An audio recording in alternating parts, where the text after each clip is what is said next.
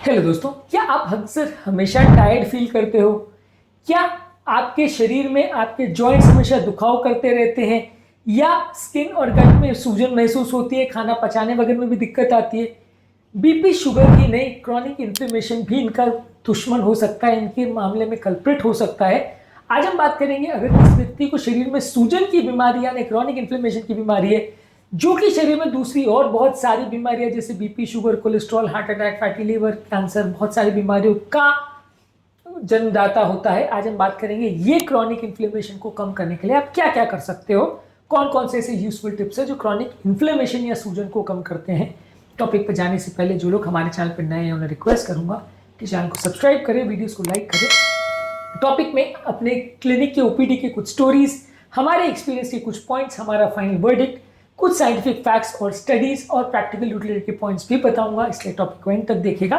चलिए शुरू करते हैं।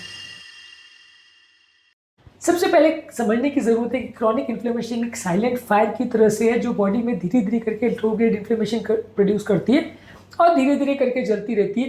ये बेसिकली एक फॉरेस्ट फायर की तरह है जिसको अगर आप ध्यान नहीं देते तो एक छोटी सी चिंगारी पूरे जंगल में आग लगा सकती है, तो इस पर आपको ध्यान देने की जरूरत है। ये पूरे शरीर को डैमेज करती है और बहुत सारी ऐसी कॉमन बीमारियों का भी ये जन्मदाता हो सकती है या उनको जन्म दे सकती है जो आप बाकी हमेशा डील करते रह जाते हो लेकिन इन्फ्लेमेशन पर फोकस नहीं करते। तो इसलिए इन्फ्लेमेशन सिर्फ अपने आप में एक सूजन की बीमारी नहीं, बहुत सी बीमारियों भी इससे रिलेटेड होती है, इसलिए इस पर फोकस करना जरूरी है। ये सिर्फ आपके जॉइंट्स को और आपकी स्किन को अफेक्ट भी नहीं करता, ये आपके हार्ट को, ब्रेन को, गट को और हर शरीर के हर ऑर्गन को अफेक्ट करता है। 2017 में नेचर जर्नल में एक आर्टिकल पब्लिश हुआ था जिसने बताया था कि low grade inflammation diabetes produce कर सकता है, ब्लॉकेज प्रोड्यूस कर सकता है, नलियों को डैमेज कर सकता है। रिसेंटली एक फीमेल हमारे पास आई थी 42 ईयर ओल्ड, जिनको हमेशा कमजोरी और ब्रेन में याददाश्त की प्रॉब्लम और सोचने समझने की शक्ति का प्रॉब्लम हो रहा था। ब्लड शुगर लेवल्स उनके बॉर्डर लाइन थे, सीआरपी लेवल्स हाई था। बाद में उनको पता चला कि मेटाबॉलिक सिंड्रोम का प्रॉब्लम था क्योंकि गट इन्फ्लेमेशन था। कई बार इस तरह के केसेस में आपका पेट आपका सबसे बड़ा स्टार्टिंग पॉइंट होता है। ज्यादातर ये प्रॉब्लम पेट में चालू होती है और फिर पूरे शरीर में फैलती है। बहुत सारे टॉक्सिन्स और इन्फ्लेमेटरी कंपाउंड्स पेट के जरिए पूरे शरीर में फैल जाते हैं।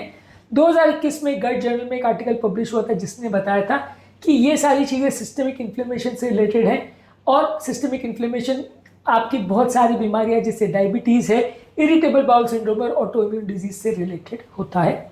अल्ट्रा प्रोसेस फूड प्रोडक्ट्स जो है ये गैसोलीन का काम करते हैं जो कि इन्फ्लेमेशन को बढ़ा सकते हैं। इसलिए यदि आप अल्ट्रा प्रोसेस फूड प्रोडक्ट्स खा रहे हैं यानी मार्केट में बनी हुई प्रोसेस की भी केमिकल से बनी फूड प्रोडक्ट्स खा रहे हैं तो ये इन्फ्लेमेशन के रिस्क को बढ़ाता है। 2019 में ब्रिटिश मेडिकल जर्नल में एक आर्टिकल पब्लिश हुआ था जहां 1 लाख एडल्ट्स को 5 साल तक फॉलो किया था और इन्होंने पाया था कि अल्ट्रा प्रोसेस फूड प्रोडक्ट लेने से हार्ट का प्रॉब्लम, प्री मैच्योर डेथ और इन्फ्लेमेटरी डिजीज होने का चांस 12% तक बढ़ा हुआ पाया गया था। Recently 35 year old male patient IT professional हमारे पास आए थे जिनको रिकरेंट माइग्रेन्स और एलर्जी का प्रॉब्लम था। इनके प्रोसेस फूड को 3 महीने तक कट डाउन करने के बाद अपने आप उनका प्रॉब्लम काफ़ी कम हो गया था। क्रॉनिक इन्फ्लेमेशन बहुत सारे वेग सिम्टम्स जैसे लैक ऑफ एनर्जी, फटीग और स्किन और गट के प्रॉब्लम्स को जन्म दे सकता है। 2016 में जामा साइकेट्री में एक मेटालिस पब्लिश हुआ था जिसने ये शो किया था बहुत सारे इन्फ्लेमेटरी मार्कर्स जैसे IL-6 यानी इंटरल्यूकिन 6 और सी रिएक्टिव प्रोटीन डिप्रेशन के साथ भी एसोसिएटेड थे। रिसेंटली हमारे पास एक पेशेंट आई थी 29 साल की जिनको क्रॉनिक फटीग और लो मूड का प्रॉब्लम था। इनका जब हमने इवैल्यूएशन किया तो उनको पॉलीसिस्टिक ओवेरियन डिजीज निकला, सीआरपी लेवल्स एलिवेटेड थे और ये प्रॉब्लम्स इनके लो मूड और फटीग का कारण थे। जब हमने इवैल्यूएट किया और मैनेज किया तो उनका इन्फ्लेमेशन कम किया तो प्रॉब्लम अपने आप ठीक हो गई। इसके अलावा स्ट्रेस एक हिडन कंट्रीब्यूटर होता है जो कि इन्फ्लेमेटरी रिस्पांस बिना किसी इंस्पेक्शन के, बिना किसी इंजुरी के भी एक्टिवेट कर सकता है। इमोशनल स्ट्रेस बेसिकली एक फॉल्टी अलार्म की तरह से जो कि बिना किसी कारण के अलार्म को बजाता रहता है और प्रॉब्लम्स क्रिएट करता है। 2020 में साइको न्यूरो एंडोक्राइनोलॉजी के एक जर्नल में आर्टिकल पब्लिश हुआ था जिसमें बताया गया था कि साइकोलॉजिकल स्ट्रेस बहुत सारे प्रो इन्फ्लेमेटरी साइटोकाइन जैसे इंटरल्यूकिन 6 और TNF अल्फा को एक्टिवेट करता है। रिसेंटली हमारे पास भी एक मिडिल एज पर्सन आए थे जिनको डायबिटीज का प्रॉब्लम था लेकिन उनको जॉइंट पेन और वेट गेन होने का प्रॉब्लम हुआ स्ट्रेसफुल वर्क पीरियड होने के बाद। जैसे हमने उनका स्ट्रेस कम किया उनकी प्रॉब्लम्स कम हो गई। इसके अलावा स्लीप डिप्रिवेशन भी एक इंपॉर्टेंट प्रॉब्लम है। यदि आपकी स्लीप कॉम्प्रोमाइज होती है तो भी आपको इन्फ्लेमेटरी प्रॉब्लम्स डेवलप होते हैं। अगर आपकी स्लीप कॉम्प्रोमाइज होगी तो बॉडी में इन्फ्लेमेशन ज्यादा हुआ है। ये 2019 में स्लीप के एक जर्नल में एस्टैब्लिश हो चुका है, तो आपको इसको भी कंट्रोल करना है। इसके अलावा बॉडी में कई बार माइल्ड इन्फ्लेमेशन अक्सर इग्नोर हो जाता है, बॉडी के CRP लेवल्स, ESR लेवल्स ये अक्सर एलिवेटेड रहते हैं और ये हिडन वे में डैमेज करते रहते हैं, इनको रेगुलरली चेक करते रहना जरूरी है। 2022 में लैंसेट रूमेटोलॉजी में आर्टिकल पब्लिश हुआ था जहां पे दिखाया गया था कि HSCRP लेवल या लो ग्रेड इन्फ्लेमेशन भी कार्डियोवैस्कुलर डिजीज और मेटाबॉलिक आउटकम्स या खराब आउटकम के साथ एसोसिएटेड रहता है। इसके अलावा पेन किलर्स अगर आप ओवर यूज करते हैं तो ये पेट के इन्फ्लेमेशन और सूजन को बढ़ाता है, गट की प्रोटेक्टिव लाइनिंग को डैमेज करता है। 2020 में अमेरिकन जर्नल ऑफ गैस्ट्रोंटरोलॉजी में एक आर्टिकल पब्लिश हुआ था जहां पे पेन किलर्स ज़्यादा लेने से पेट में इन्फ्लेमेशन और अल्सर्स डेवलप हुए थे, जिससे कि पेट में डैमेज काफ़ी हुआ था लोगों के। तो ये भी एक इंपॉर्टेंट फैक्टर है कि यदि आप पेन किलर्स बहुत ज़्यादा ले रहे हो तो इससे भी प्रॉब्लम हो सकती है। पेन किलर्स बहुत ज़्यादा नहीं लेने चाहिए। इसके अलावा आपको एक एंटी इन्फ्लेमेटरी डाइट लेनी चाहिए जिसमें फल सब्जियां हो। फल सब्जियों में एंटीऑक्सीडेंट्स और फाइटोकेमिकल्स होते हैं। अलग अलग कलर के फल सब्जियां जैसे पालक है, बेरीज है, केले है, ब्रोकोली है, इसको लेने से फायदा होगा। हेल्दी फैट्स जैसे ओमेगा 3 फैटी एसिड जो कि फैटी फिशेस जैसे salmon, mackerel, tuna, sardine fish में मिलता है, चिया सीड वॉलनट में मिलता है, इससे फायदा होगा। होल ग्रेन जैसे oats, barley, quinoa, brown rice ये भी इन्फ्लेमेशन को कम करते हैं, तो इससे आपको फायदा मिल सकता है। नट्स और सीड जैसे बादाम, अखरोट और फ्लैक्स सीड्स ये आपके इन्फ्लेमेशन को कम करते हैं, तो इससे भी आपको इन्फ्लेमेशन को कम करने में मदद मिलेगी। इसके अलावा कुछ स्पाइसेस जैसे हल्दी और अदरक के भी एंटी इन्फ्लेमेटरी इफेक्ट्स होते हैं, इनको आपको ज़्यादा खाना चाहिए। आपको अवॉइड करना चाहिए ट्रांस फैट्स, रिफाइंड शुगर्स और प्रिजर्वेटिव वाले फूड प्रोडक्ट जो कि fast food, process meet, sugar वाले स्नैक्स और रिफाइंड कार्बोहाइड्रेट्स और मैदे की बनी हुई आइटम्स में रहता है, तो इसको आपको अवॉइड करेंगे तो प्रॉब्लम्स कम आएगी। इसके अलावा बहुत ज़्यादा सैचुरेटेड फैट्स भी खाएंगे तो ये भी कभी कभार बॉडी में इन्फ्लेमेशन प्रोड्यूस कर सकता है। बहुत ज़्यादा अल्कोहल अगर लेंगे तो ये भी आपकी बॉडी में इन्फ्लेमेशन कर सकता है, तो इसको भी आपको अवॉइड करना चाहिए। रेगुलर बेसिस पे एटलीस्ट 30 मिनट एक्सरसाइज करेंगे हफ्ते में 5 दिन, तो इससे भी आपका बॉडी का सूजन कम होगा। स्ट्रेंथ ट्रेनिंग जैसे वेट लिफ्टिंग और बॉडी वेट या मसल बढ़ाने वाली एक्सरसाइज करेंगे तो इससे भी आपका मेटाबॉलिज्म इंप्रूव होगा और आपका बॉडी का इन्फ्लेमेशन को कम करने में मदद मिलेगी।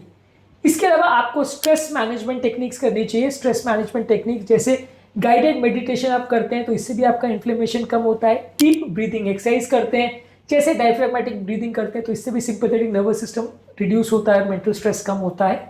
प्रोग्रेसिव मसल रिलैक्सेशन करते हैं तो इसके भी आपका मेंटल स्ट्रेस को इससे भी कम करने में मदद मिलती है, फिजिकल टेंशन इससे भी कम होता है। योगा, मेडिटेशन, टाई ची करते हैं तो इससे भी आपका मेंटल स्ट्रेस और इन्फ्लेमेशन कम होता है। इसके अलावा आप घर के बाहर अगर बहुत ज़्यादा नेचर में टाइम स्पेंड करते हैं, आउटडोर वॉक्स वगैरह के लिए जाते हैं तो इससे भी मेंटल स्ट्रेस कम होता है। 7 से 9 घंटे की अच्छी क्वालिटी की नींद भी आपके मेंटल स्ट्रेस को कम करने में मदद करती है। इसके अलावा बहुत ज़्यादा मात्रा में चाय कॉफ़ी नहीं लेना चाहिए, बहुत ज़्यादा फोन्स, टैबलेट्स और कंप्यूटर्स का प्रयोग नहीं करना चाहिए। रेगुलर एक फिक्स टाइम पे सोना चाहिए। ये सारी चीज़ें आपके स्लीप पैटर्न को बेटर करती है, इससे भी आपके मेंटल स्ट्रेस को कम करने में मदद मिलती है और इन्फ्लेमेशन को कम करने में मदद मिलती है। इसके अलावा अगर बॉडी में एक्सेसिव बॉडी वेट है खासकर पेट के आसपास तो इससे भी इन्फ्लेमेशन डेवलप होता है। जितना ज़्यादा मोटापा होगा उतना ज़्यादा इन्फ्लेमेशन होगा। अगर 5 से 10% भी आप बॉडी वेट को रिड्यूस करते हैं तो इससे भी इन्फ्लेमेशन को सिग्निफिकेंटली कम करने में मदद मिलती है। अराउंड 2 से 3 लीटर पानी पीना चाहिए। पानी ज़्यादा मात्रा में पीने से भी मानसिक तनाव को कम करने में मदद करता है। इसके अलावा स्मोकिंग को अवॉइड करिए और अल्कोहल को लिमिट करिए। स्मोकिंग आपकी बॉडी में इन्फ्लेमेशन को बढ़ाता है। ज़्यादा मात्रा में अल्कोहल भी लेने से बॉडी के इन्फ्लेमेशन को बढ़ाता है, कम मात्रा में इसको लेने से फायदा रहेगा। इसके अलावा दही को या प्रोबायोटिक फूड प्रोडक्ट्स को जैसे केफिर, किमची, सोरक्रॉट को भी लेते हैं तो ये भी पेट के नेचुरल बैक्टीरिया को बढ़ाता है। इससे भी आपके पेट में इन्फ्लेमेशन को कम करने में मदद मिलती है। प्रीबायोटिक फूड प्रोडक्ट जैसे लहसुन, अदरक और केला को लेने से भी पेट का इन्फ्लेमेशन को कम करने में मदद मिलती है। फाइबर रिच फूड प्रोडक्ट जैसे सब्जियां, दालें और होल ग्रेन्स को भी लेने से पेट के बैक्टीरिया को मदद मिलती है। ये सारी चीज़ें आपके इन्फ्लेमेशन को कम करती है। इसके अलावा ओमेगा 3 फैटी एसिड्स के भी स्ट्रॉन्ग एंटी इन्फ्लेमेटरी इफेक्ट होते हैं। इसको सप्लीमेंट के फॉर्म में ले सकते हैं। हल्दी के अंदर कर्क्यूमिन होता है, ये भी एंटी इन्फ्लेमेटरी कंपाउंड होता है, इससे भी फायदा मिल सकता है। और अदरक और ग्रीन टी का एक्सट्रैक्ट अगर लेते हैं तो ये सारी चीज़ों को आप सप्लीमेंट्स के तौर पे लेते हैं तो इससे आपको फायदा मिल सकता है। यदि इसके बाद भी आपका इन्फ्लेमेशन कम नहीं हुआ है तो आपको हेल्थ केयर प्रोफेशनल या इन्फ्लेमेशन स्पेशलिस्ट मिलना चाहिए। क्या आपको मॉर्निंग में बॉडी स्टिफ लगती है? यदि आपका आंसर हाँ है तो इस टॉपिक में मिले टिप्स को फॉलो करना आपके लिए फायदेमंद हो सकता है। यदि आपके डाइट में एंटी इन्फ्लेमेटरी फूड प्रोडक्ट्स आप कोई लेते हैं या नहीं लेते हैं, कमेंट सेक्शन में लिखकर हमें ज़रूर बताएं। आपको इनमें से कौन सा फूड प्रोडक्ट सबसे ज़्यादा यूजफुल लगता है, हेल्पफुल लगता है, ये भी हमें लिखकर हमें बताएं। ये साइलेंट इन्फ्लेमेशन आपकी बॉडी में स्लो पॉइजन बन सकता है, इसके आज ही पहचानिए और ठीक करने का प्रयोग करिए। उम्मीद करूंगा कि आज के टॉपिक में कुछ नई बातें जानने को मिली होगी। ये टॉपिक अगर आपको यूजफुल लगा है तो फ्रेंड्स फैमिली के साथ इसको शेयर करिए। टॉपिक के एंड में आपके कमेंट्स हमारे लिए उपयोगी रहते हैं, हमें आपकी बीमारी के बारे में और हमारी गलतियों के बारे में बताने में मदद करते हैं, इसलिए आपके कमेंट्स का हमें हमेशा इंतजार रहता है। Thank you.